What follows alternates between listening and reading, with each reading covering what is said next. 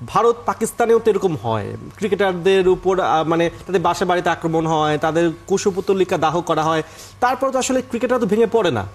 আমরা দেখতে পাচ্ছি যে আমাদের প্লেয়াররা কিছুটা চাপে আছে। নাইম শেখ এই একটা অপ্রীতিকর অবস্থায় পড়ে এয়ারপোর্ট থেকে বেরিয়ে তিনি একটা স্ট্যাটাসও দিয়েছেন, আবার দর্শকরাও তার উপর আসলে ক্ষেপে ছিল, অন্যান্য ক্রিকেটারদের উপর ক্ষেপে আছে।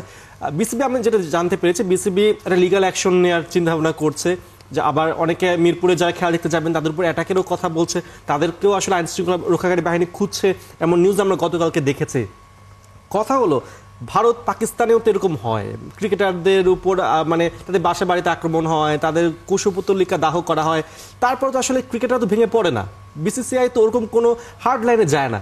তাহলে আমাদের এখানে বিসিবি কেন এরকম হার্ড লাইনে যাচ্ছে, ক্রিকেটাররা কেন ভেঙে পড়ছেন, আমাদের আসলে অন্যান্যদের তুলনায় অবস্থানটা কোথায় দাঁড়াচ্ছে?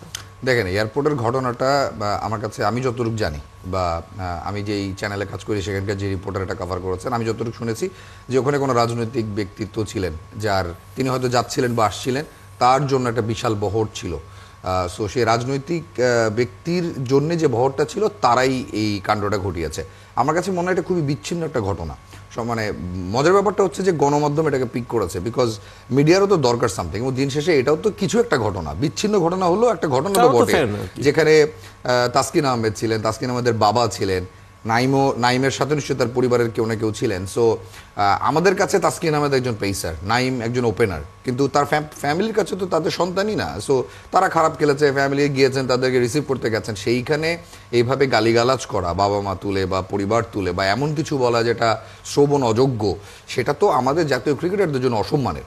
এবং আমি আবারও বলছি যে পারফর্মিং আর্টে আপনি ভালো পারফর্ম করবেন, খারাপ পারফর্ম করবেন, কিন্তু গালিগালাজ কখনো সলিউশন না। এবং এতে তাদের প্রেশারটা আরও বেড়েছে, এবং সামাজিক যোগাযোগ মাধ্যমেও যেটা হয়েছে, এক অর্থে এইটা দরকার ছিল, কিন্তু আবার আরেক অর্থে যদি চিন্তা করেন যে একটা ক্রিকেটারের, জাতীয় ক্রিকেটারের একটা ফেসবুক স্ট্যাটাসে যেখানে তিনি বলছেন আমাকে ভালোবাসা দেবেন, ঘৃণা নয়, সেখানে যদি 40-50 হাজার মানুষ গিয়ে হাহা দেয়, তার মানে মানুষ আসলে ক্রিকেটটা থেকে কীভাবে মুখ ফিরিয়ে নিয়েছে, এটাও কিন্তু ক্রিকেট বোর্ডকে দেখতে হবে। সো ক্রিকেট যেখানে বাংলাদেশের, আপনি দেখেন বাংলাদেশে যত কিছু হোক না কেন, মারামারি কাটাকাটি ঝামেলা সব কিছুকে উপেক্ষা করে যখন ক্রিকেটটা আসে, সবাই কিন্তু সব কিছু বন্ধ করে ক্রিকেটটা দেখে।